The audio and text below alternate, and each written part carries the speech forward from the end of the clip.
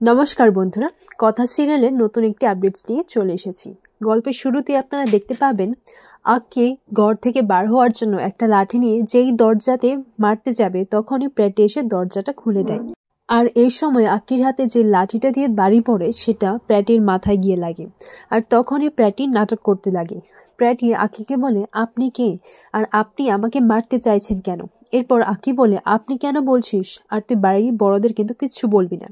এরপর স্যান্ডি অর্ণার ছোটকারা এসে যখন বলে তখন প্র্যাটি বলে, আপনারা কারা আর আপনি আমাকে মারার জন্য লোক এনেছেন? এইদিকে এভি ঘরের মধ্যে গিয়ে দেখে যে গোবরদেবী নেই। এভি ভাবতে লাগে যে না, সকালবেলা তাহলে কাজটা ভালো করে করতে পারবো। কিন্তু পাশের ঘরে চিৎকার চেঁচামেচি শুনে এভি বলে, শান্তি আর কোথায়? এই বাড়িতে যে একটু শান্তি মতে কাজ করব সেটাও আর হবে না, প্র্যাডির গলা মনে হচ্ছে। এরপর এভি বলে, না আমাকেই যেতে হবে। এরপর এভি যখন যাবেই তখন দেখা যায় যে ঋতু সেই ঘরে যায়। তখন প্র্যাডি বলে, আপনি আপনি এখানে কেন এসেছেন, কখন এলেন আপনি? এরপর ঋতু বলে, আপনার মাথায় কোথায় চোট লেগেছে? প্র্যাটি বলে, না না, আমার তো চোট লাগেনি। তখন আকি বলে, দেখেছো, ওর নাটকটা দেখো এবার। এরপর প্র্যাটি বলে, আমি তো পুলিশ, আমার তো চোট লাগেনি। এরপর ঋতু বলে, কোথায় চোট লাগেনি, আপনি চুপ করে বসুন, মাথাটা তো একবারে ফুলে গেছে।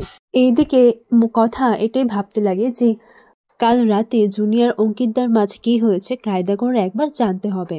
আমি আর পাচক মশাই সঠিকভাবে এগোচ্ছি কিনা সেটাও তো বুঝতে হবে। এইদিকে এবি ভাবতে লাগে, আমাকে গোবরদেবকে একটা থ্যাংক ইউ জানাতে হবে, কিন্তু সেটা অনেক স্পেশালভাবে। সত্যি এটা সে ডিজার্ভ করে। এইদিকে কথা জিজ্ঞাসা করে, আচ্ছা জুনি, তোকে একটা কথা বলি, আচ্ছা তোর আর অঙ্কিতদার মধ্যে কি হয়েছে? আর তুই যদি নিজে থেকে কিছু না বলতে চাস তাহলে অঙ্কিতদা কি করে বুঝবে যে তুই কি চাস? এদিকে চিত্রে এসে দেখে যে কাল রাতেই তো এরা অনেক সন্ধে করে বাড়ি ফিরেছে, আবার কি ফিসফিস করছে এরা। এরপর জুনি বলে, তুই তো জানিস আমি কখনোই নিজের মনের কথা খুলে বলতে পারি না, আর তুই যেটা ভাবছিস সেটাও কিন্তু নয়। আমাদের মধ্যে কোনো মতের অমিল হয়নি, আর আমরা ঝগড়াও করিনি, আর সবকিছু ঠিক হতে তো একটু সময় লাগবে। এরপর কথা বলে যে কালকে সবাই আমরা জগৎ ব্রহ্মপুরে যাব, আশ্রমের প্রতিষ্ঠিত দিবস আছে, সেখানে আমরা সবাই যাব। চিত্রা বলে, সকলের চোখের মনি হওয়া, সেটা আমি হওয়াচ্ছি। এদিকে এভি তো চিন্তা করে যে গোবরদেবী কি বানালে সে খুশি হবে। এমনিতে তো সে ঘাস ফুস খেতেই পছন্দ করে। তারপর এভি ডিসাইড করে যে ফুলকপির রোস্ট বানাবে।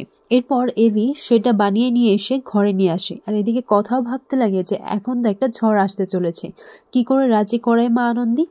এরপর দেখা যায় যে এবি কথাকে সেই তার বানানো রান্নাটা খাওয়ায়। তখন কথা বলে, আচ্ছা পাচক মশাই, একটা কথা বলার আছে। তখন এবি বলে, শোন এদিকে, তুই শোন, তুই যেভাবে আমার মায়ের জন্য রোজ করে যাচ্ছিস সেটা তো আমি দেখছি।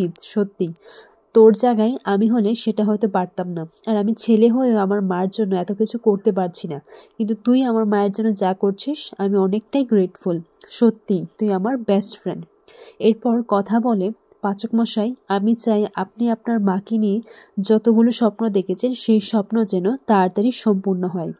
এরপর এভি বলে, উইশ মি লাক। তখন এভি বলে, আচ্ছা শোন, তোর যখন যা প্রয়োজন হবে তুই সবার আগে এসে আমাকে বলবি। এরপর কথা মনে পড়ে, তাহলে এই সময়টাই হচ্ছে সঠিক সময়। কথা গিয়ে বলে যে আচ্ছা একটা কথা বলি, আপনি মারবেন না কিন্তু। এরপর কথা জগৎ ব্রহ্মপুরে যাওয়ার কথা বলে। তখন এভি বলে, হ্যাঁ, যেই বলেছি সেই তুই শুরু হয়ে গেছিস। তখন কথা বলে, আপনি তো বলেছেন। তখন এভি বলে, না না, কোনো দরকার নেই, তুই আমাকে ছাড়া তুই বাড়ির সবাইকে গিয়ে বলবি, আমাকে বলিস না। এরপর কথা বলে, পাচক মশাই আপনি যাবেন না? এরপর এভি হেসে হেসে বলে, হ্যাঁ যেতে তো হবেই, আমি যাব না, যাবই তো, কিন্তু তার আগে কয়েকটা কাজ আছে, সেটা আমি সেরে নিই। এরপর এভি কাউকে একজন ফোন করে বলে, হ্যাঁ হ্যাঁ, আপনি আমার ক্যাফেটা নিয়ে নিন, আমি বিক্রি করে দিচ্ছি, সব তো একেবারে লাটে উঠে যাচ্ছে, আর আমার তো সময় নেই। এই তো আমার তো এখন আশ্রমে যেতে হবে জগৎ ব্রহ্মপুরে, বাড়ির সাথে কত পুরনো সম্পর্ক বলুন তো, শীত আসছে, আরও নানান রকমের তো অনুষ্ঠান হবে, আমি তো সময় দিতে পারবো না। কথা বলে, আপনি বাজে কথা না একদম বন্ধ করুন, নিজের ব্যবসা নিয়ে কেউ এরকমটা বলে? এরপর এভি বলে, না না, সে আর তোর মা আনন্দী কিছু করতে পারবে না, তুই আর তোর এইচওএফ যেই শুরু করেছিস সে তো আমার ব্যবসা এমনি লাঠি উঠে যাবে, আর তোকে যে এজেন্ট বানিয়ে নিয়ে এসেছে সেও তো চাইছে না, তোরা তো এটাই চাস। সব ছেড়ে ছুড়ে এখন আমি আশ্রমে যাই। কথা বলে, আপনি কি ভয় পাচ্ছেন যদি আপনি আমার প্রেমে পড়ে যান? এরপর এভি বলে, তোকে কেন ভয় পাবো, আমি তোর প্রেমে পড়বো না। এরপর এভি বলে, আচ্ছা শোন শোন, কানে কানে একটা কথা বলে না না এমনি বলুন। এরপর এবি জোর করে কথার কানে বলতে লাগে আর কথা খিলখিলিয়ে হাসতে লাগে।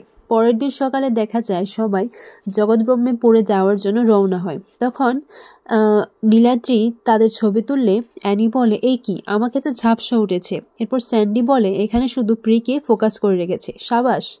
এরপর এদিকে দেখা যায় যে কর্তা দাদু আর কর্তা দিদাও তাদের সঙ্গে যাচ্ছে এবং কর্তা দাদু বলে আমার গাড়িটা ফলো করেই যাবে, কিন্তু এবি তাদের গাড়িটাকে পাস করে চলে আসে। আর সেটা শুনে কর্তা দাদু বলে, এত তাড়াহুড়ো কিসের, আমি তো বুঝি না। কর্তা দাদু সবার জন্য অর্ডার করে রুটি আর ডিমের ডালনা।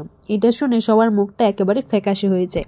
এরপর কর্তা দিদা বলে, আচ্ছা ওরা দুজন তো উপোস করেছে, কথা মা আর জুনিমা, ওদেরকে কিছু একটু জুস টুস এইসব শরবত খাইয়ে নিয়ে আসো।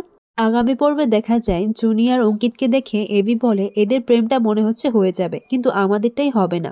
কথা বলে, হবে হবে পাচক মশাই। এরপর দেখা যায় যে কথার কারোর সঙ্গে একটা ধাক্কা লাগে।